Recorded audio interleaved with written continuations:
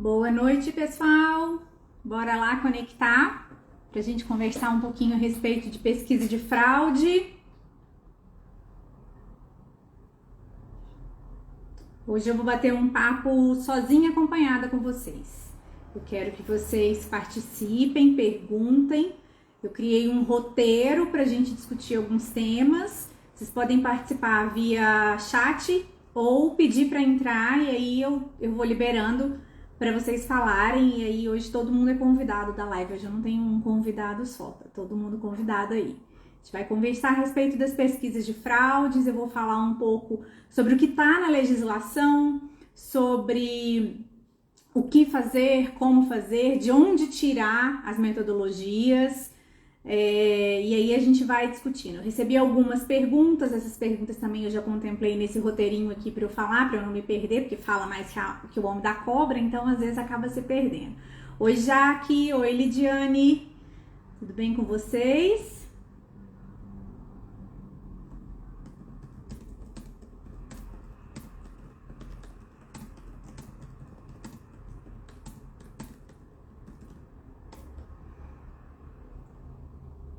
Bom, pessoal, eu já vou começar. Esse bate-papo vai ficar gravado.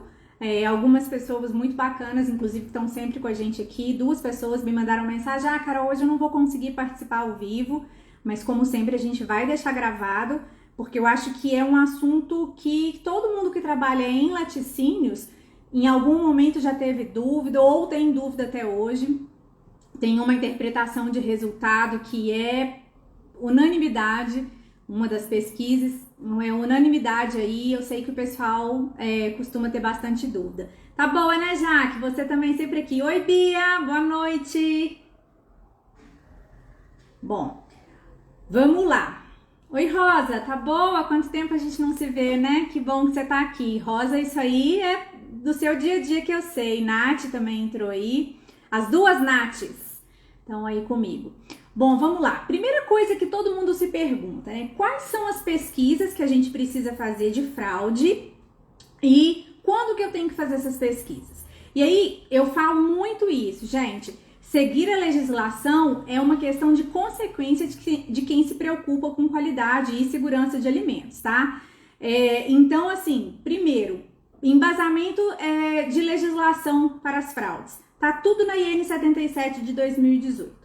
Então, lá na IN 77, até coloquei de tarde para vocês o link, porque às vezes a pessoa não tem ainda o arquivo, então tá lá, tá no Linktree do meu perfil para vocês baixarem e consultarem. Quem quiser até abrir, às vezes tá no computador, consegue abrir aí e ir acompanhando. Mas lá no artigo 31, fala claramente que em cada compartimento da recepção, né, do caminhão que está sendo recepcionado na indústria, precisa se fazer pesquisas de neutralizantes de acidez, tá? Precisa fazer reconstituintes tanto de densidade quanto de índice crioscópico, e aí a gente vai discutir a diferença daqui 2 minutinhos, tá?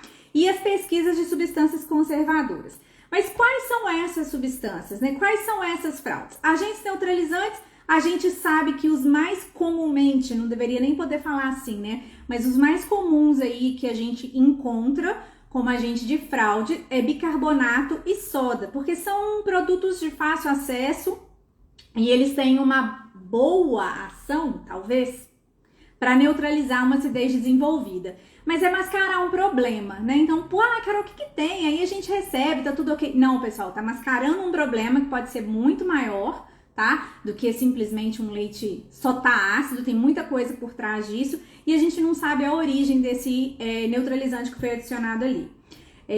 Como a gente está trabalhando com uma propriedade de pH, qualquer substância capaz de elevar um pH, né, ou abaixar uma acidez. Então a gente consegue usar um método que detecte todos. Nós vamos falar deles mais pro final, tá? As pesquisas de reconstituinte de densidade. Tudo aquilo que pode ser utilizado, não deveria, mas é utilizado, para mascarar uma adição de água. Eu sempre brinco com o pessoal quando eu tô dando treinamento. É assim, a vaca deu 10 litros, mas eu precisava muito entregar 15 no laticínio para conseguir pagar as minhas contas. Então eu ponho um pouquinho de água. Só que eu já sei que lá no laticínio vão pegar, então eu ponho alguma coisa para reconstituir a densidade, um sólido, tá? E o reconstituinte de índice crioscópico talvez seja dos mais novos aí, né, dos agentes de fraude mais novos e nem tão novos assim, que é a questão da adição de um pouquinho de etanol, você consegue misturado com água, mexer nesse índice crioscópico, adulterando ele aí e fazer de conta que tá entregando leite puro, tá? E as pesquisas de substâncias conservadoras. E aí são muitas substâncias de naturezas diferentes, assim como os reconstituintes de densidade. A natureza dessas substâncias é diferente. Açúcar é diferente de sal, tem propriedades químicas e de reação muito diferentes. Formol é diferente de peróxido, também tem propriedades e reações aí, interações com outros elementos químicos muito diferentes, outras interações químicas muito diferentes entre si. Então acaba que a gente tem que usar uma metodologia para cada um desses, tá? Quando que a gente tem que analisar? Também lá na IN 77, fala assim, no artigo 31, controle diário. E lá antes já falou no por compartimento. Ou seja, pessoal, todos os dias de cada compartimento precisa pesquisar esses 3 grupos de agentes de fraudes, tá? E as amostras individuais de produtores? Quando que eu preciso analisar? Aí é que fica o pulo do gato, conforme o cronograma definido pela indústria, no autocontrole da indústria, tá? Tá lá no artigo 38 para vocês ficarem bem embasados. O que é importante a gente fazer? Quando a gente define o nosso plano de amostragem, tem coisa que não dá para fugir. Então, a cada recepção de cada carga, em cada compartimento, eu preciso fazer isso. Mas e as amostras individuais de produtores? Eu defino o quanto é seguro para mim, tá? Então, fica aí dentro do entendimento e da capacidade do laboratório de vocês. Muito cuidado, pessoal. Eu já vi muita gente que escreve uma coisa muito absurda e não dá conta de cumprir. Ou então escreve muito pouquinho, determina que tem que fazer muito pouquinho e aí nunca consegue evoluir em termos de qualidade do leite.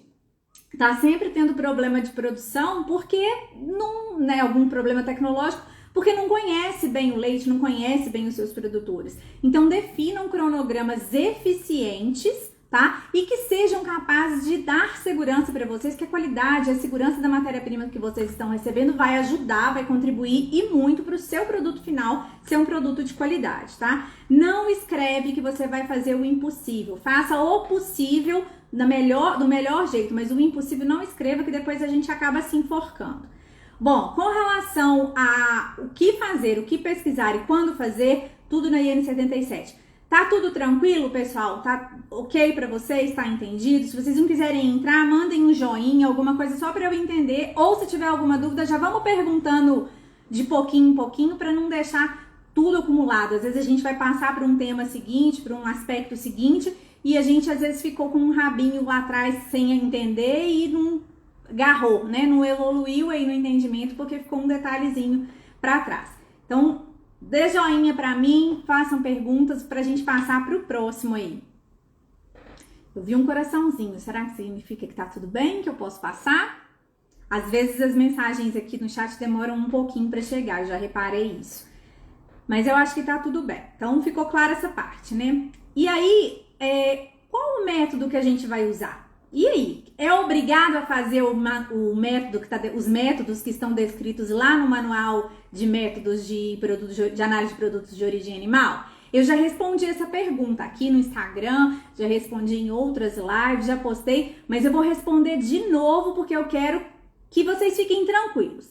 Não, vocês não são obrigados a seguir aquelas metodologias, pessoal. Aquelas metodologias são metodologias para laboratórios oficiais, não para laboratórios de autocontrole. E isso vale para tudo, para recepção de leite, isso vale para produto acabado. Não, a gente não tem que seguir. Nós não somos laboratórios que prestam serviço para o Ministério da Agricultura ou que são credenciados, que são acreditados pelo Inmetro ou credenciados no Ministério da Agricultura. Então, nós temos que utilizar métodos seguros, confiáveis, sim, mas não necessariamente aqueles que estão descritos lá no manual de métodos, tá bom? E isso tá muito claro pra gente lá no artigo 34, que fala que nós temos que utilizar, tudo da IN 77, tá, pessoal? Que fala que a gente tem que usar métodos, um conjunto de métodos que é capaz de detectar todos os tipos de neutralizantes, reconstituintes de densidades e substâncias conservadoras. E fala lá no artigo 35 que deve utilizar os métodos publicados pelo Manual de Métodos ou, admitindo-se, quer dizer que pode ser outros métodos de controle, desde que eles sejam validados segundo protocolos oficiais. O que significa isso, gente? Significa que eu posso usar outros métodos que não os que estão descritos no manual, desde que eles sejam reconhecidos. Então, você pode usar uma referência Adolf Lutz, você pode usar uma referência de algum livro, de algum pesquisador, mas você tem que conhecer a referência. O que não dá, pessoal, é para inventar e adaptar. Isso não dá. E aí, esses dias eu tava pensando nisso. Como a gente é engraçado, né? Quando é pra gente criar, a gente fica com preguiça e copia e cola muitas vezes. Mas quando é pra gente fazer igual, copiar e colar mesmo, a gente fica inventando. Eu tava raciocinando isso. Por que na hora de escrever documento, procedimento, manual, a gente às vezes vai lá, pega, copia e cola da internet, do coleguinha, às vezes fica até um estranho meio sem sentido. Mas na hora de executar a análise, a gente não segue igual tá escrito, a gente não faz igual a gente tá querendo criar. Pessoal, vamos criar onde dá, tá? Então não pode adaptar. Você não pode falar assim, eu fiz um método aqui, eu validei esse método. Cuidado, validação de método tem uma definição muito específica. Requer uma série de ensaios, estudos estatísticos, análises de padrões de referência. Então, cuidado. Eu não conheço quase nenhum, mentira. Eu conheço talvez 1 ou 2 laticínios que têm estrutura de laboratório de controle de qualidade para validar, de fato, validar. Sabe validar? Palavra não é do Paraguai, sabe? Não é fake, não é pirata. Validar mesmo um método. 1 ou 2 laticínios talvez que tenham condições disso. Porque não é o nosso foco, não é verdade? Nosso foco é produzir alimentos com segurança e não validação de método, desenvolver método. Já tem um monte de gente que faz isso aí por nós, tá? A única coisa que tá muito claro que a gente não pode fugir, que não tem jeito, é que a crioscopia só pode ser feita pelo método oficial, que é o crioscópio, que é o equipamento, tá? Então não existe uma alternativa só para crioscopia. Para todos os outros métodos de pesquisa de fraude e etc, tá? A gente tem outras referências que pode seguir. Aí, ó, a Beth tá falando, não é moleza validar. Não é mesmo, né, Beth? A gente, quando começa a estudar um pouco da ISO 17025, a gente vê que é um desafio enorme e muitas vezes na indústria não tem muito como você disponibilizar foco para isso, né? Você tem outras preocupações maiores, mas é muito complicado mesmo. Validar, às vezes, um procedimento já não é de limpeza, né? Que é uma coisa muito particular ali, às vezes já não é muito, às vezes não é muito fácil, é trabalhoso. Imagina um método de análise realmente. Fora o custo que tem isso, que é bem carinho mesmo, tá? Bom, e o que o manual de métodos traz de metodologia, né, de procedimentos para essas pesquisas de fraudes e que a gente dá para usar e não dá para usar e que é mais comum e é menos comum? Topam discutir um a um? Vamos falando e eu acho que agora, quem tiver dúvida, é uma boa hora para perguntar. Vamos lá. A primeira pesquisa que a IN77 traz pra gente, que a gente tem que fazer, é a pesquisa de neutralizantes de acidez, tá? Não tem metodologia para pesquisa de neutralizantes de acidez no manual de métodos. Significa que não precisa fazer? De jeito nenhum. Eu tenho que fazer a cada compartimento, a cada recepção, tenho que estabelecer um plano de amostragem para as amostras individuais dos meus produtores e pesquisar também se tem presença de neutralizante de acidez. Mas aí eu não preciso fazer? Precisa sim, tá? E aí do mesmo jeito, mesmo que tivesse, você pode procurar algumas referências, metodologias validadas em outras referências aí. Tem uma portaria que eu gosto bastante dela. É a portaria 1 de 1981. Ah, Carol, mas ela foi revogada. Ela foi revogada. Ela foi substituída pela 68, ela foi substituída depois pela 68 não, pela 50, bom, não me lembro. Ela foi pela IN30, que é do Manual de Métodos, isso mesmo. Ela só foi revogada inclusive na IN30. Significa que depois da publicação da IN30, todos aqueles métodos que estavam descritos desde 1981, que as pessoas faziam, que era rotina na indústria, pararam de funcionar, pessoal? É tipo assim, a minha televisão, ela é uma Smart TV, ela tem 2016, ela tem quase 6 anos. Esse ano passado, no meio do ano passado, ela parou de transmitir, de eu conseguir captar o Globoplay, por conta de atualização. Com o método de análise acontece isso? Não, pessoal, não acontece. Não é porque uma portaria foi revogada que aquele método que estava descrito nela deixou de valer. Talvez deixe de valer por alguma razão, mas não simplesmente por uma revogação de uma portaria. Então, os métodos de análise que estão descritos na portaria 1 de 1981, eles são válidos, são métodos validados. Então, a gente pode sim usar ele, e ele salva a gente muitas vezes. A impressão que eu tenho é que em 1981, os métodos que eram considerados oficiais, que estavam aí nessa legislação, eram métodos mais simples e que levavam em consideração essa questão de que nem toda a indústria de laticínios, às vezes, tem condição de executar um método de análise complexo. Não significa que aquela análise pode deixar de ser feita ou não é importante que seja feita. Então, a gente pode muitas vezes recorrer a essa portaria sim, tá? E aí, no caso das pesquisas de neutralizante de acidez, é um exemplo. Traz lá aquela metodologia do ácido rosólico, né? O que é a metodologia do ácido rosólico? É um indicador de pH, tá? E ele tem uma faixa de viragem de 6,8 a 8 de pH. Ou seja, ficou o pH mais alto que o do leite, que o máximo gira em torno de 6,8, ele começa a mudar de cor, um indicador de pH. A Carla tá perguntando, eu posso usar ele como referência no meu manual de procedimentos, então, mesmo revogado?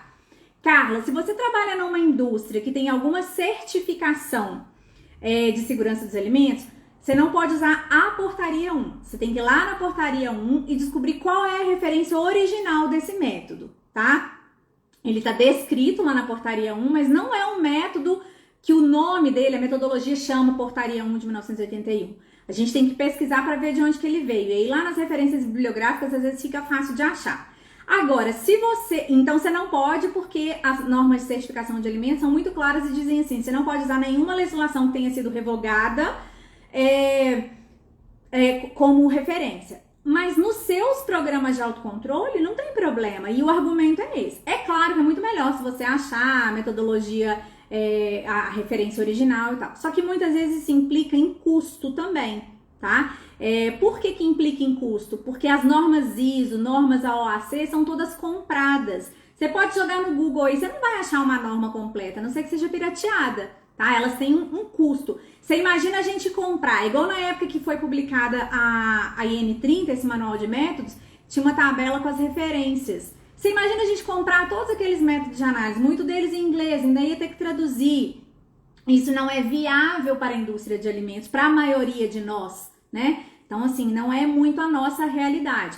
É um mundo perfeito? É um mundo perfeito. É o ideal que eu compre e tenha todas as metodologias? Meu sonho de consumo, eu queria ter uma biblioteca de metodologias só oficial, de preferência de capa dura. Mas às vezes, né, tipo, as condições financeiras aí não é o foco da gente. Então você pode usar no seu manual de procedimento sim, com essa argumentação. Alguém vai te questionar, mas em nenhuma legislação do Ministério da Agricultura diz que você não pode usar de uma portaria revogada, você tem que usar um método validado. O método é validado. Tanto é validado que ele já foi oficial um dia, tá? Claro aí, pessoal, a questão dos neutralizantes de acidez? Tranquilo? Isso aí, Carla. Obrigada aí pela sua dúvida, que provavelmente é a dúvida de muitas pessoas, tá? E as pesquisas de reconstituintes de densidade ou de índice crioscópico? Como eu falei, são substâncias de natureza muito distintas. A gente está falando aí de amido, de cloreto, de etanol, que é a reconstituição do índice crioscópico. Então a gente acaba que tem que usar um método para cada uma dessas substâncias, tá? Para cada uma dessas pesquisas aí. E aí o que acontece? São muitas metodologias realmente, são testes diversos que a gente vai ter que fazer. E posso falar a verdade para vocês? Nem se a gente fizer tudo o que está descrito na referência lá no site do Ministério da Agricultura, depois se vocês quiserem, vocês me mandam direct que eu mando o link para vocês. Tem uma tabela com o tipo de amostra e a análise que tem que ser feita, tá? E tanto é que lá não está escrito também os reconstituintes os neutralizantes de acidez e tal. E o que tem lá, na verdade, é muito pouco para criatividade, às vezes, das pessoas que fraudam leite, né? Por exemplo, a gente sabe que possível encontrar um leite adicionado de citrato, ou como reconstituinte de densidade, ou como um estabilizante, porque o leite estava lá meio instável, e a gente não tem um método específico descrito para fazer isso. E aí, como fazer na rotina? Então, por mais que a gente faça todas essas pesquisas, 100% segura a gente não vai estar. Eu costumo dizer... Bom, acho que dei uma caída, mas acho que voltei. Vamos lá. Eu costumo dizer que a forma mais segura de se garantir que o leite não está fraudado, que é um leite genuíno, acaba sendo o trabalho de campo que é desenvolvido, tá? A Rosa está perguntando, o que você acha das indústrias que ainda utilizam o teste de redutase? Para você essa análise é importante? Rosa, na verdade essa análise é importante, depende, né? No meu caso, na minha realidade, hoje, na indústria que eu trabalho, ela não é uma análise importante. Porque o que acontece? Eu vou esperar 2 horas para descarregar um leite? Não vou, né? E essa análise de redutase, ela seria para entender, estimar, ter uma noção se a carga microbiana está muito alta, numa temperatura de incubação ali do tubinho, que é só para mesófilos. A gente sabe que hoje o grande problema do leite, da contaminação do leite, são os psicotróficos, e existem outros métodos que me dizem muito mais sobre isso. Por exemplo, uma instabilidade térmica, um leite lina, né, instável não ácido, ele pode ser um leite com uma alta contagem de psicotrófico, e a proteína, um leite velho, e a proteína já está mais degradada. Então, na minha opinião, a análise de redutase, o teste da redutase, ele não é um teste que me dá uma resposta rápida no tempo que eu preciso, na rapidez que eu preciso, e aí para mim ele já começa a perder um pouco do objetivo dele, ele se perde um pouco nisso, tá? Porque antigamente, quando você recebia leite em latão, você fazia e tal, você podia esperar, e o micro-organismo que você estava pesquisando, a maioria ali do contaminante era mesófilo, hoje não é mais. Então, para mim é um método que um dia foi muito útil, mas hoje ele me diz muito pouco para o espaço que ele ocupa. Às vezes a gente se preocupa, porque é um banho-maria cheio de tubinho. Então, às vezes nesse espaço você vai conseguir montar ali sua bancadinha de pesquisa de fraude, vai ficar melhor, tá? Não sei se ficou claro para vocês. Só que isso, Rosa, é o meu ponto de vista. Não é obrigatório por legislação fazer redutase, tá? E eu hoje não consigo identificar uma justificativa de fazer essa análise. O que essa análise faz? Eu já vi muito lugar que faz não só redutase, mas redutase e outros testes, e na verdade assim, não fazem nada com o resultado. Hoje reduziu com 120 minutos, amanhã reduziu com 1 hora, amanhã com 45, amanhã com 3 horas. 3 horas também não é bom, 4 horas também não é bom, tá? E aí? O que significa? A gente não para analisar. Na live que eu fiz com o Luiz Carlos, a gente discutiu muito disso. Faça análise, mas analise o seu resultado. Use para alguma coisa, não só para completar a planilha. Não sei se ficou claro. Qualquer coisa você pergunta de novo aí, tá? Vamos lá. Vamos falar sobre os reconstituintes, então, de densidade. O primeiro deles é o amido, tá? É uma técnica simples, tá lá descrito no manual, que é com Lugol. Então, você aquece a amostra. Quando você aquece a amostra, se o amido estiver presente, ele abre a cadeia, fixa o corante, e aí muda de cor o leite, fica aquele cinza, roxo, preto, sei lá que cor que é aquilo. Uma cor feia, esquisita, que não é cor de leite, tá? Aí eu quero perguntar pra vocês, alguém já detectou em alguma vez na vida, em algum lugar que trabalhou, um leite de carreta, de caminhão, um leite de compartimento, já detectou amido alguma vez? Queria que vocês me contassem. Gente, amido é muito caro, amido é ingrediente agora, tá? Então, é uma fraude que dificilmente vai acontecer, mas tem que fazer, tá escrito na legislação, tá? Eu e Maíra conseguiu entrar, né? Natália tá falando que nunca identificou, Beth também, nunca, mas tem que fazer. A Aline também falando que nunca detectou, tá vendo? Mas tem que fazer, pessoal, tá escrito na legislação. Essa é a típica análise que, na minha opinião, a gente tem que fazer para preencher a planilha, mas tem que fazer, entendeu? Não dá para enganar. Alguém deve ter uma razão maior para fazer isso, então tem que fazer, e ela não custa caro, você larga ela lá fazendo e rapidinho você faz, então vai tranquilo, pode fazer sim, tá? Cloretos, a metodologia de cloretos, essa é a mais polêmica de todas. ela gera muita dúvida. Vamos ver se vai aparecer alguma coisa aqui antes que eu fale, mas quem já tem pode até perguntar antes, tá? Pra o resto do pessoal não achar que eu tô criando conto de fadas ou história de terror aí. Bom, é uma reação detectada através da identificação do cloreto, né? Com a reação do nitrato com o cromato. Quando o nitrato entra na amostra, né? A gente adiciona ele na amostra. Se ele encontrar cloreto, ele precipita o cloreto em cloreto de prata, tá? Então fica aqueles precipitadinhos que às vezes a gente consegue ver. Se ele não encontrar ninguém, ele reage com o cromato e fica aquela cor vermelho tijolo, marrom, amarelo laranja, enfim. Aí cada um dá o nome que quer, porque inventaram rosa chiclete, porque nós não podemos inventar um nome para aquela cor, não é verdade?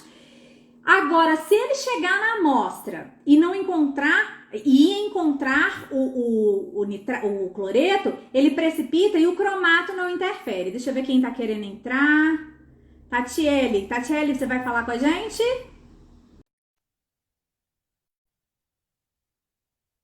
Oi, Tatiele. Oi, Tatiele. E eu acho que ela apertou sem querer. Tatiele, mas se você quiser, você já tá convidada. Já falei que essa é a live de todo mundo, hein? O que acontece? O cloreto é mais fácil da gente detectar, não é verdade? Acho que algumas pessoas já detectaram aí. Ou por adição realmente, ou às vezes por um leite com contagem de células somáticas alta, né? Que é um interferente, aumenta o teor de cloreto realmente ali daquele leite quando o animal está doente. É a interpretação que causa mais dúvida. Quem aí já teve dúvida? Quem aí um dia já falou, ai meu Deus, tá amarelo, não tá? Que cor é essa? Não, mas não ficou vermelho escuro. E aí, quando não fica vermelho escuro, é positivo ou negativo, pessoal? Tem um truque que eu ensino. Ah, e a ordem de adição dos reagentes também. Natália, você tem dúvida? Eu ensinei para as meninas aquele dia que eu fui lá, mas você não estava. Então, eu vou ensinar para você e para quem ainda não aprendeu. É o seguinte, a primeira coisa que você coloca é o leite, depois você vem com o cromato. Na hora que você coloca o cromato, ele fica amarelinho, tipo o amarelo pintinho que a gente ganha em feira de exposição, a gente antiga, sabe? Isso mesmo, Carla, na dúvida, esse truque que eu vou ensinar, né? Então você coloca só leite e cromato. Aí você pega 2 tubinhos, coloca a mesma amostra nos dois, coloca cromato nos dois. Coloca nitrato num tubinho só e agita. Compara as cores. Se ficar igualzinho, ou seja, o nitrato entrou ali, nem deu confiança para o cromato, reagiu logo com sal, já precipitou, é positivo. Se mudar a cor, mesmo que não chegue a vermelho tijolo, que fique um amarelo laranja, é negativo, tá? Ó, Carla já sabia, Aline já sabia, é batata. Carla falou e é verdade, é batata, a gente não tem dúvida. Às vezes acontece, tá? Da gente ficar assim, ai, mas não tá vermelho o suficiente. Então é desse jeito aí. Façam o teste, depois me mandem mensagem lá no Instagram me dizendo se deu certo. Se vocês tiverem dúvida, eu vou tentar, vou ver se eu consigo alguém gravar um vídeo para mim desse teste aí, tá? Quem quiser gravar e me mandar, vai contribuir, vai ajudar o coleguinha pra gente ver do que eu tô falando que dá não dá diferença ou dá diferença de cor aí. Mas é batata mesmo, Carla, você falou certo. Bom, outro reconstituinte de densidade que também é pesquisado, que tem que pesquisar, que está escrito, sacarose. E aí, Beth, boa! Se o tubo não estiver bem limpo, com resíduo de detergente, vai interferir também. O óbvio, mas tem que reforçar. E é para tudo, né, Beth? Fazer qualquer análise microbiológica com material sujo e sem esterilizar, a gente já sabe que não pode. Mas às vezes nas análises físico-químicas, a gente negligencia um pouco. É igual eu vejo na correria do dia a dia, quantas vezes a gente usa vidraria molhada, né? E se tá molhado, eu tô vendo a água, imagina resíduo. Então, pessoal, vamos tirar o escorpião do bolso, vamos fazer gestão da vidraria aí, não vamos deixar quebrar para a gente ter vidraria suficiente, para não usar a vidraria mal lavada e nem molhada, para todos. Mas tem umas que são batata mesmo, Beth. Batata, batata. Para dar essa interferência aí. Bom, e a sacarose? Aí a sacarose, quando veio o manual de métodos, o pessoal enlouqueceu. pessoal falou assim, não, agora a gente vai ficar pobre, porque a gente tem que comprar um equipamento só para fazer pesquisa de fraude por sacarose, que é o método oficial, e a densidade também na época, aí tinha que, falavam de um densímetro digital. De novo, calma, respira todo mundo, não precisa comprar equipamento nenhum. O método oficial, os laboratórios oficiais, têm que fazer por um kit da Merck, que usa um equipamentozinho, o reflector quant, e o kit chama kit sucrose, tá? É um equipamento caro, então, às vezes, não é todo mundo que tem como comprar esse equipamento, né? A gente já sofreu um pouco para comprar turbidímetro, para comprar colorímetro, então, talvez isso aí a gente não consegue. Mas o Adolfo Lutz tem uma metodologia, que é a metodologia da ressorcina. É muito mais fácil, é barato o reagente, ela só é um pouco mais demorada, ela leva mais ou menos entre 5 e 6 minutos para fazer. Mas como a gente tem que fazer uma sequência de testes, não é isso que vai azedou o leite, não é igual uma redutase, que são mais de duas horas ou mais aí, né, para falar que tá bom. Tranquilo na sacarose? Todo mundo conhece essa metodologia da ressorcina, pessoal? Tá lá naquele manualzinho do Adolfo Lutz que a gente baixa até da internet, tá? Aquele manualzinho é ótimo, tem todos os tipos de alimento. Ele tá um pouquinho desatualizado, mas quem sabe um dia a gente encontra aí uma versão mais atual, com uma linguagem um pouco mais fácil. Mas ele ajuda muito, socorre muita gente aí. E a pesquisa de etanol, que seria o reconstituinte de índice crioscópico? Essa não tem jeito, só existe aquela metodologia lá do Kitasato, com a mangueirinha que você põe em ebulição para poder o constituinte evaporar, né, condensar e reagir com a solução sulfocrômica. Carla está falando da sacarose. A sacarose tem um ponto crítico. Se ficar no banho por mais tempo do que informado da metodologia, dá falso positivo. Por quê, gente? E dá mesmo, Carla. E aí é que tá. Quando a gente começa a fazer esses testes, assim, que são muito reação colorimétrica, a gente começa a ficar meio folgado, meio sossegado demais. E não pode, tem que respeitar os tempos. Tempos e temperaturas, tá? Por quê, pessoal? Vocês sabem por que pode dar falso positivo? Você começa a ter reação de Maillard, né? É isso aí, Aline. Cronômetro é equipamento de laboratório, tá, pessoal? Não o cronômetro do celular, por favor, né, gente? Celular no laboratório não tá podendo. É o cronômetro mesmo, aquele bonitinho lá. Começa a ter reação de Maillard, tá? Começa a ter reação de caramelização, algumas outras reações químicas. Então tem que ser só aquele tempo realmente. Combinado? Respeitar o tempo aí de todas as análises que falam de tempo. Aquela história, não dá para adaptar. Você só trabalha com leite da propriedade. É legal, Jaque. A Jaque trabalha numa fazenda, um laticínio que produz queijo artesanal. Então, eles só usam o leite deles. E aí, as pesquisas de fraude são dispensadas. Mas a crioscopia não é mais não, né? Ou já teve uma época que teve uma discussão se precisava fazer crioscopia ou não. Acho que agora crioscopia tem que fazer ou dá para negociar aí se tem que ter a crioscopia ou não? Conta pra gente aí, para você dividir um pouco da sua experiência. Bom, e aí o etanol, né, essa metodologia para detecção da fraude do reconstituinte de crioscopia, o etanol, um pouquinho de álcool, você consegue baixar bastante a temperatura de congelamento do leite, então você tem um leite falsamente rico em sólidos, que na verdade não é, mistura água e álcool para poder fazer essa fraude. Alguém já detectou? Não falso positivo. Porque falso positivo é facinho de dar. Eu lembro que logo quando a gente começou a fazer, dava muito. Por causa do tipo de mangueirinha que a gente usava. Tá? Tem uma mangueirinha que dá muita reação. Tem que usar aquela de silicone mesmo. Alguém já detectou de fato esta fraude? Me contem aí.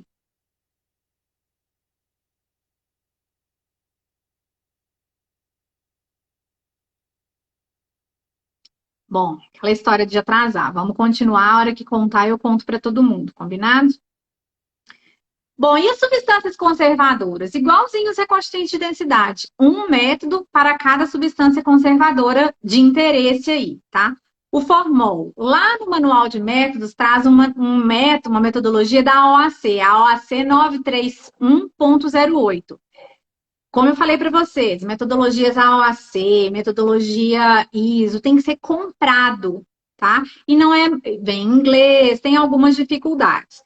Mas é uma metodologia que, independentemente desse fato de ter que ser comprada e ter que ser traduzida para a gente conseguir usar, ela envolve um processo de destilação, que é um processo analítico longo, demorado, tá? E o ácido cromotrópico, que assim como a solução sulfocrômica é extremamente, lá do etanol, é extremamente poluente, é um resíduo difícil de tratar e pode dar algum outro problema para a gente aí com questão de órgão ambiental, descarte correto de resíduos. Então, cuidado com os descartes aí de laboratório, esse é um assunto para a gente conversar a qualquer hora dessas, que é muito difícil hoje fazer essa gestão, mas ela é super importante. Mas então esse método que usa o ácido cromotrópico e tem essa etapa de destilação, ele é muito demorado. Então, muitas vezes não é aplicável para a rotina de recebimento de leite. Mas, vamos lá, no Adolfo Lutz, tá? Tem uma metodologia com cloreto férrico e ácido sulfúrico. É bem mais rapidinha para fazer. Quem não conhece pode me pedir que depois eu dou, tá? Mando para vocês. Outra substância conservadora, o peróxido de hidrogênio, a famosa água oxigenada. E essa aí a gente faz uma confusão danada, né? Porque ela é uma metodologia muito parecida com a pesquisa da peroxidase. Sabe aqueles testes que a gente faz para avaliar a eficiência de pasteurização do leite?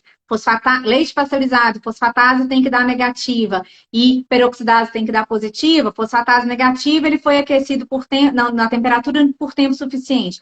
Peroxidase positiva, ele presente, ele não foi superaquecido, essas enzimas continuam lá.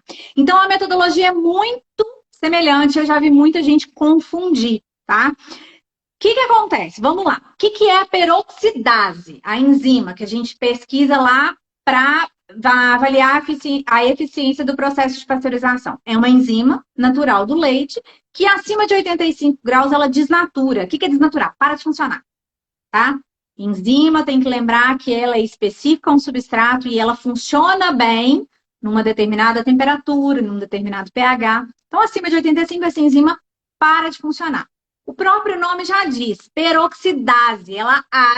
Ela quebra, ela degrada os peróxidos, tá?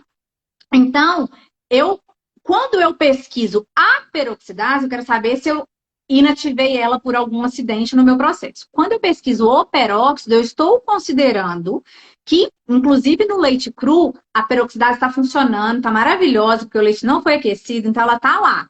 Se eu tiver peróxido presente ali, essa peroxidase que está lá, que foi a vaca que colocou, que é natural, ela vai fazer a quebra, a degradação desse peróxido.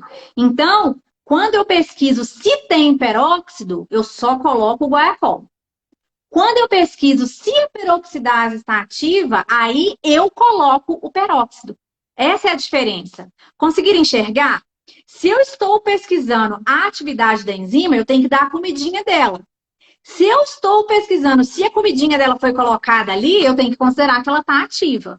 Então, é a mesma reação, tá? É muito parecido. E aí eu já vi gente que está fazendo pesquisa de fraude por adição de peróxido e coloca o peróxido. Eu falei, não, peraí. E já vi, o mais comum é a gente ver o pessoal fazer a pesquisa da peroxidase e não colocar o peróxido e falar, ai meu Deus, está superaquecendo. E na verdade não está, é porque você não deu o substrato ali. Naturalmente não tem peróxido no leite. Ficou claro isso aí para vocês? Se quiserem fazer algum comentário ou alguma dúvida, porque isso é uma coisa que eu já vi muito, igual a história do cloreto. Essa e o cloreto que eu já vi mais o pessoal confundir, porque são pesquisas que a gente faz com mais frequência, que a gente ouve falar mais vezes, tá?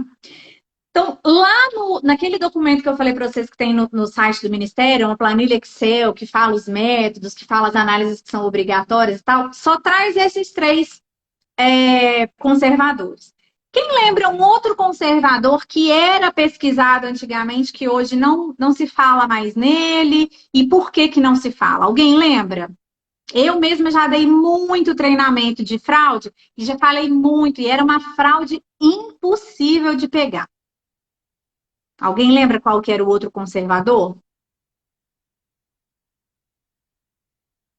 Cloro e hipoclorito, pessoal. Era uma pesquisa de... Isso mesmo, Carla. Era o cloro e o hipoclorito. Era uma pesquisa que a gente fazia antigamente, tinha na instrução 61, na IN 68 e tal, e a gente parou de fazer.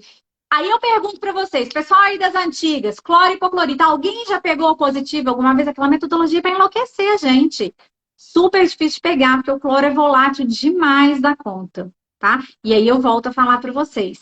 Muito mais eficiente. Precisa fazer as pesquisas de fraude, precisa conhecer o leite dos produtores de vocês, mas muito mais importante que fazer essas pesquisas, elas sozinhas, sem um trabalho de campo, não vai dar certo. Nunca pegou, né, Carla? A Beth também tem bastante experiência, acho que nunca pegou.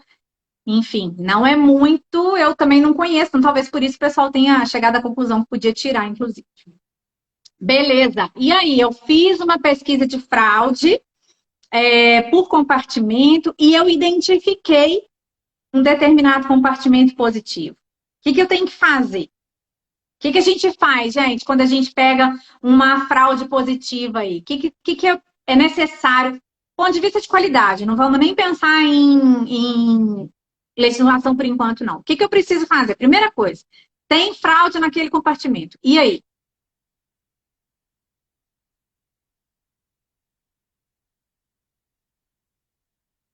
Quem arrisca?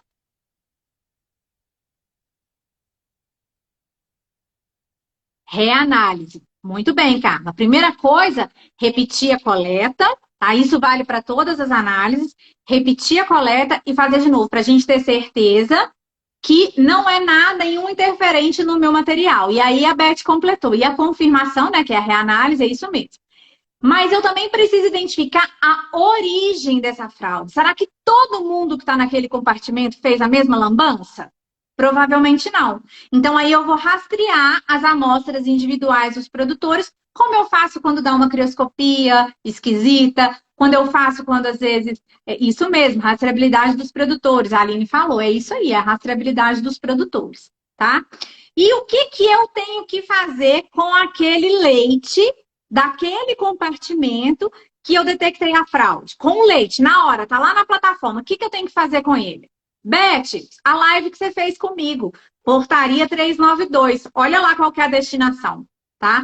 Quando a IN 77 foi publicada, não tinha essa portaria ainda, a gente estava lá naquelas normas brancas antigas, tá? Então falava lá, fala assim, destinação pelo estabelecimento de acordo com o disposto em normas complementares. Agora existe a portaria 392. Então tem que ir lá olhar o que ela está falando que é para fazer e seguir todos aqueles protocolos que a Beth falou com a gente na destinação, tá?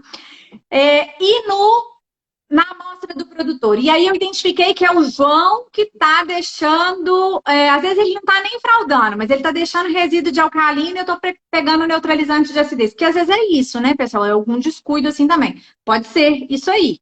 Ou a água, a crioscopia, é muito comum, às vezes, a gente pegar nas amostras individuais, às vezes uma crioscopia mais alta, você vai olhar, era água da linha de ordenha, enfim, mas mesmo assim precisa ser resolvido. Não quer dizer que a pessoa não teve intenção ruim, tá tudo bem com o leite. Não, precisa ser resolvido. A Janaína falou aqui, ó, em unidade de beneficiamento que recebe leite da mesma empresa com CIF diferente. No posto de refrigeração faz todas as análises. Na unidade de beneficiamento recebe leite somente deste posto. Precisa fazer? Janaína, sabe o que acontece? Precisa fazer porque é CIF diferente. Mesmo você tendo, vamos dizer assim, a palavra da empresa, claro que eu não quero me fraudar, né? Mas o que aconteceu no meio do caminho? Que segurança que você tem de que nada foi adulterado? Como que você assegura que um freteiro, ou ele está mal intencionado, ou ele parou num lugar e alguém arrumou um jeito, eu sei que tem lacre, mas arrumou um jeito, enfim. Então, precisa ser feito sim, tá? É uma segurança sua. Vamos até esquecer a parte da legislação. É uma segurança sua. O seu leite continua bacana. Então, quando eu identifico que o João tá com algum problema no leite dele, intencional ou não, navalhado em procedimento de limpeza ou má intenção mesmo, nas coletas subsequentes dele, eu preciso fazer aquelas análises todas de novo, todas as pesquisas individualizadas dele de novo, tá? E monitorando, falando com ele, comunicar, ó, seu leite está dando esse problema, precisa resolver, ó, amanhã eu vou coletar de novo, coleta de novo e tal. Isso faz parte do trabalho, da melhoria do leite lá no campo, junto ao produtor, tá? Dúvidas, por enquanto? Entendeu, né, Janaína? Ótimo, beleza. Bom, pessoal, algumas dicas de ouro aí para a gente fazer. É muita análise, são muitas pesquisas, são métodos variados. Uma dica de ouro que a gente tem: manter a bancada, um cantinho na sua bancada, só para fraudes. Então, para as pesquisas de fraudes. Então, ali você vai deixar os reagentes, tá? Todos bonitinhos, de preferência até numa sequência, assim, bem organizadinho, delimitado, espaço bem bonitinho, para você estar sempre usando. Mas, cuidado, porque não dá para ficar colocando a pipeta, tirando. Eu já vi um negócio uma vez que o pessoal... O ideal, mundo maravilhoso, dispenser. Dispensador automático nos reagentes, tá? Faz um investimento, vai aos poucos. Carol, não dá para comprar.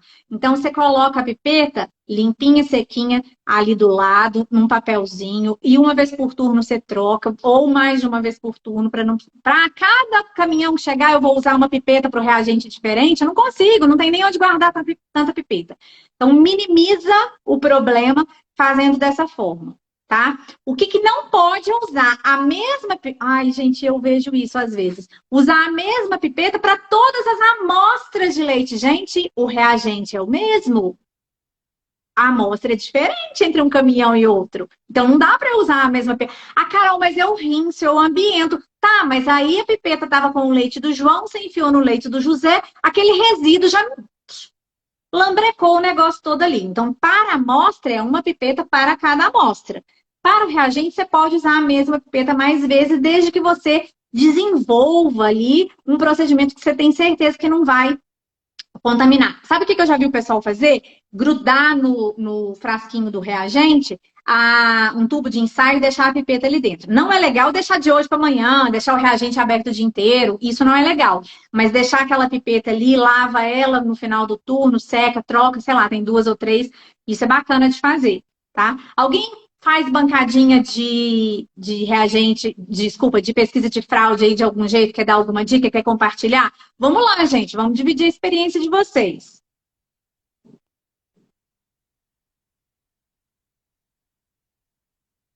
Ninguém quer contar nada? Ninguém faz pesquisa de fraude? Como é que é? Queria tanto que alguém contasse como que faz, como que organiza essas pesquisas aí hoje, porque é difícil, a gente sabe que é. Fazer todas essas análises a cada recebimento é um desafio.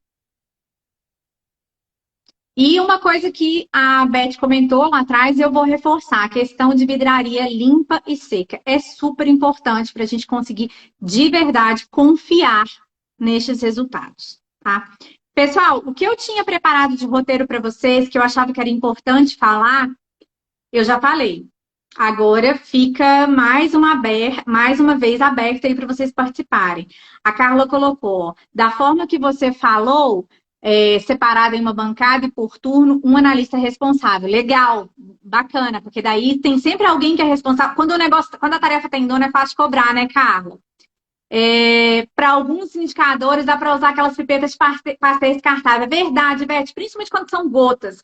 Tantas gotas de não sei o quê. Ou as pipetinhas não são. Essas pipetinhas de pastéis são baratinhas e dá para a gente jogar fora mesmo, né? Não, que nenhum ambientalista fanático brigue com a gente, mas, enfim.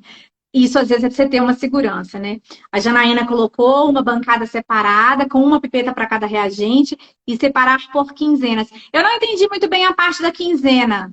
Para realizar todas as fraudes, mas isso em amostra individual, né, Carla? Porque... não, a Janaína falou uma coisa e a Carla falou outra. Separar por quinzena é a amostra individual de produtor, né, Carla? Porque, na verdade, você tem que fazer todas de cada compartimento diariamente. Aí, por quinzena, né, do produtor ou mensal, depende do... Isso vai depender muito do grau de qualidade, de eficiência que o trabalho de campo está sendo feito, tá? Me explica melhor o que você quis dizer por quinzena, se era amostra individual mesmo. Porque eu já vi, às vezes, até pela correria, o pessoal escrever... Não é legal, tá, gente? Não é bacana. Escrever que faz tudo e, na verdade, faz uma vez por mês só, ou junta as bocas. Isso está em desacordo com a legislação. E se você parar para pensar, você está usando 3 alíquotas de amostra e, às vezes, a fraude está numa só. Como que você tem certeza que nas outras 2 não diluiu, tá? A Jaque perguntou o bico de papagaio. É bom também. Utiliza no Lisarol, no álcool isoamílico, no ácido sulfúrico. O bico de papagaio é muito bacana da gente usar. Ele não é uma vidraria cara, como, por exemplo, um dispensador, tá? Às vezes a gente tem dificuldade com os volumes. Tem alguns volumes muito específicos que não tem. né? Por exemplo, nitrato de prata, né? 4,5, 4 ml e meio lá na pesquisa de cloreto. Não tem um bico de papagaio para 4,5 ml. Então, mas assim, pro Elisarol é super bacana, pro ácido fúrico, pro álcool isoamílico, para outros reagentes dessas pesquisas de fraudes que a gente tem o bico de papagaio disponível, nossa, é super tranquilo de fazer. E fora que fica fechadinho, né, ali dentro, nossa, é bem bacana. Janaína, a amostra separa por quinzena nas pesquisas. Isso, pode ser, Janaína, tá ótimo. Eu acho excelente a cada 15 dias as amostras individuais dos produtores. Acho que isso aliado ao trabalho de campo, né? A gente tem falado muito do PQFL agora, tem sido cobrado, inclusive, a questão do PQFL. Gente, às vezes assusta um pouco, mas ajuda, a gente começa a sentir as melhorias. E não são só aquelas melhorias do laboratório da rede, não, sabe? Aquelas amostras que a gente coleta mensalmente dos produtores e vão para esse laboratório do Ministério, que é obrigado aí. No nosso dia a dia, a gente começa a perceber de verdade uma melhoria do leite. Porque às vezes o produtor conta muito com a informação do técnico do laticínio e a maioria deles hoje quer fazer um trabalho bem feito, entregar um leite de qualidade, né? Eu falo que o produtor de leite, ele é realmente apaixonado por leite, mas ele é aquele amor bandido, né? Ele xinga, xinga, xinga, mas ele não larga. Ele no fundo, tem é aquela relação de amor e ódio, aquele conflito aí, ali, né? Quem mais, pessoal? Quem mais tem alguma coisa bacana para dividir com a gente aí nas pesquisas de fraude? Ah, uma pessoa colocou para mim, contou um caso para mim lá que eu falei que era para vocês contarem história também. Uma pessoa contou para mim que bem no dia da coleta de amostra oficial, o danado do produtor resolveu botar peróxido no leite. Ô, gente, é para chorar, não é? O cara, tipo assim, além de fazer lambança, faz lambança no dia mais errado do mundo. Do mundo. Então, assim, isso já aconteceu. Tem umas histórias muito engraçadas aí. Eu lembro antigamente quando crioscopia dava fora do padrão, porque é época de chuva, tem umas desculpas ótimas. A Rosa está perguntando, em relação à análise da Lisarol, a legislação preconiza um valor que a maioria não utiliza na plataforma. Como cobrar do produtor padrão fora da legislação? Ô, Rosa, a legislação, ela traz o obrigatório, você não pode ser mais flexível, tá? Mas mais exigente você pode. Quando você negocia um leite com o produtor, você pode pedir para ele o que você quiser. É assim, você vai comprar um armário planejado e você precisa que as gavetas tenham 40 centímetros de profundidade. Só que aquela empresa que faz o móvel, o padrão dela é 30. Ela te atende? É a mesma história do Lisarol. O padrão é 72 na legislação. Mas com um leite que resiste somente a um Lisarol 72, quais os tipos de produto eu consigo fazer com qualidade? Eu consigo fazer um leite UHT? Eu consigo fazer um produto mais aquecido? Um produto que eu preciso de uma proteína mais intacta? Né? Eu não consigo. Então, o que acontece? É um acordo comercial. E aí, dentro do PQFL, isso fica bem esclarecido. Eu vou conversar com um produtor de leite ali, ó.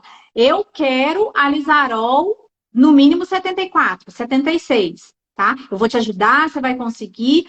Eu quero uma crioscopia de menos 0,535. Ah, mas a legislação é menos 0,530. Tá, mas eu quero um leite mais rico. É um acordo comercial. Então, na verdade, você não vai cobrar do produtor um padrão fora da legislação. Você vai cobrar do produtor um acordo que você fez com ele lá atrás, quando você começou a pegar o leite dele. Tá? Eu não combinei com você, então tá fora. Eu não quero seu leite, vou descontar. Enfim, dependendo aí do caso que acontecer. Certo? Deixa eu ver se aparece mais alguma coisa, senão a gente encerra por hoje. E aí, semana que vem. Beth, vamos confirmar ao vivo? Nós vamos conversar semana que vem, Beth? A Aline tá dando aí, ó, como ela processa o HT, o padrão é 78 e 80, né? O que é fora disso é destinado para queijaria. Às vezes consegue. A Rosa está colocando. Eu vejo que as empresas para comprar o leite com padrões. Que as empresas para comprar o leite com padrões internos. É acordo comercial. Você não pode ser mais flexível, menos exigente que a legislação. Você tem que, no mínimo, atender a legislação. Mas você pode querer um produto diferenciado, sim. tá? Então, é o que a Aline tá falando. Se ela for botar um leite que passa em 76, talvez vai dar uma zebra lá no HT, no equipamento dela. Não vai resistir, porque é um superaquecimento, tá? É que leite que não passa no 72, ele tá muito ruim. Muito ruim mesmo. Tipo assim, é um leite, com certeza, extremamente comprometido, tá? Por isso que não é só essa questão da legislação. De nada, Rosa, calma aí. Pessoal, eu vou encerrar, tá? Quero agradecer todo mundo que participou. Foi massa. Beth, está confirmado então, né? Já posso divulgar, né? Bora lá falar da portaria 393. Falar sobre os processos de registro, de atualização do estabelecimento. Vamos lá, Beth, tem muita coisa para contar para gente, tá? Pessoal, obrigada a todo mundo que veio hoje. Foi muito bacana. Acho que eu tô animada a fazer, né? A gente fez uma enquete e ficou bem dividido. Ficou muito próximo a enquete lá, ganhou o tema pesquisa de fraude, mas muita gente querendo falar a respeito de micro-organismo indicador, e eu acho que é bacana a gente discutir esse tema. Então, eu vou olhar direitinho na programação e a gente volta a conversar. Participem, porque a dúvida de vocês me ajuda e ajuda os colegas também. Conta para todo mundo que ficou gravado. Dúvidas, podem mandar direct, tá bem?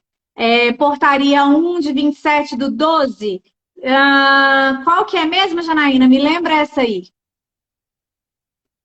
27. Ai, peraí. Tá na ponta. Ô, gente, eu tô mexendo com tanta rotulagem essa semana e com RTIQ. Essa aí tá na ponta da língua. Ajuda aí, Beth. Qual que é essa mesmo?